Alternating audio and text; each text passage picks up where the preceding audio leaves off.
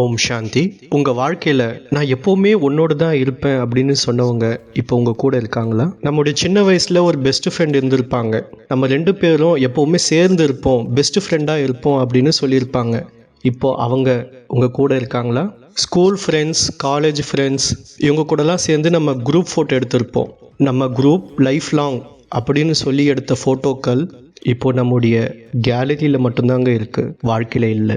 ஆஃபீஸில் நீங்கள் இல்லாமல் நான் வேலையே பண்ண மாட்டேன்னு சொன்ன கலீக்ஸ் கூட ஒரு டிரான்ஸ்ஃபர் அவங்களுக்கு வந்ததுமே ஒரு ஃபோன் கால் கூட பண்ண மாட்டாங்க. நீ இல்லாமல் நான் உயிரோடவே இருக்க மாட்டேன் அப்படின்னு சொன்னவங்களும் சூழ்நிலை மாறினா மனசும் மாறிடுதுங்க. வாழ்க்கைன்றது ஒரு நீண்ட ரயில் பயணம் மாதிரி. சிலர் நம்ம கூட ஃபஸ்ட் ஸ்டேஷன்லேயே ஏறுவாங்க, சிலர் நடுவில் ஏறுவாங்க, சிலர் லாஸ்ட் வரைக்கும் இருக்கிற மாதிரி தோணும். ஆனால் ஒவ்வொருத்தரும் அவரவர் ஸ்டேஷன் வந்ததுமே இறங்கிடுவாங்க. நம்ம சீட் மட்டும் மாறாதுங்க, பயணம் மட்டும் தொடரும். இந்த முழு பயணத்தில் ஒருத்தவர் மட்டும்தாங்க என்ட்ரிக்கு முன்பும் எக்ஸிட்டுக்கு அப்புறமாவும் நம்ம கூட இருப்பார். அவர் தான் சிவபாபா, பரமாத்மா சிவன்.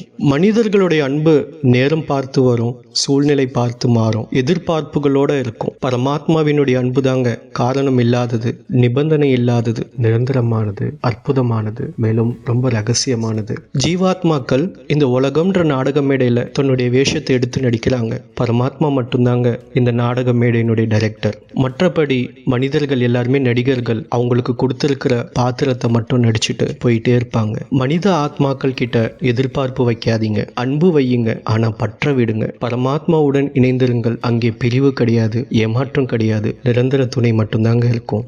உலகம் தற்காலிகம், பரமாத்மா நிரந்தரம். ஓம் சாந்தி.